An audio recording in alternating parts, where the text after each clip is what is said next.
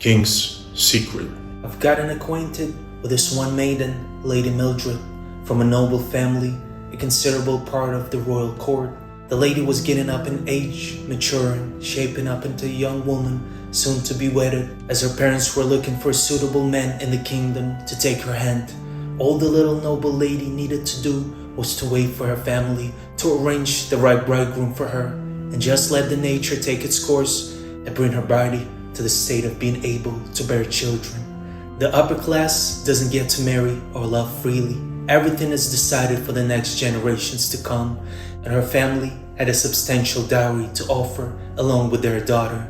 Not that she wasn't beautiful enough on her own, but no, my friend, our little Mildred was too eager, too impetuous. The family had made their choice and the husband was elected at last. But with no time to waste, a clergyman was called upon and a date for a sacred ritual was set.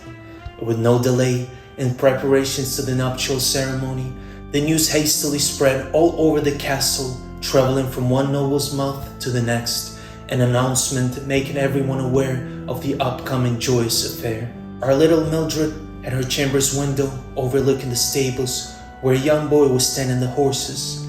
The lady had been eyeing this boy for some time and developed a sense of kinship and familiarity. One night, when she awoken from one of her wild dreams, with beads of sweat covering her whole ripening porcelain body, she couldn't take it any longer, and carried away on the outspread wings of her yearning, she snuck into the night and into the stables where the boy was sleeping. Breaking a divine promise to her future husband, she laid with this boy on a dirty bed of hay, as two mad dogs going at it until the sun was on the brink of ascending above the kingdom's pastures. Several weeks later, after carrying a feeling of being sick to her stomach for some time, Lady Mildred decided to visit a card reader who was believed to possess some sort of spiritual powers. The old lady welcomed the young maiden into her workshop, asked many questions, and as you might have guessed by now, my dear, read her cards, her fate and destiny.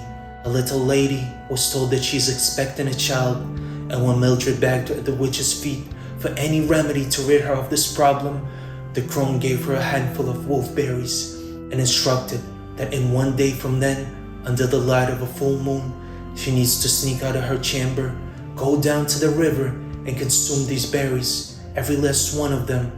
The hag warned Lady Mildred that she would experience immeasurable pain and blood will pour out of her body, out of her nether childbirthing parts, and she should let it run until it stops, and then the lady would be ridden of her burden. Mildred was also instructed that she should bring a change of clothes, afterwards to drop her solid and bloody garbs into the river, to cast it all off completely, to take a dip in the river and be born anew, as fresh and pure as a moon lily. Lady Mildred did everything as ordered by the old witch. On a wedding day, at the chapel, with all of the noblemen present and the church bells chiming majestically, there she stood at the altar, such a pious little angel in her deep blue dress, symbolizing purity, made out of the richest silk fabric and adorned with jewels her family owned, a virginal bride-to-be. Nobody dared to speak up when the bishop, officiating the ceremony, asked if anyone had any reasons to oppose that holy union. Only I, the greatest jester in the whole kingdom, my friend, knew of Lady Mildred's little secret. King's secret.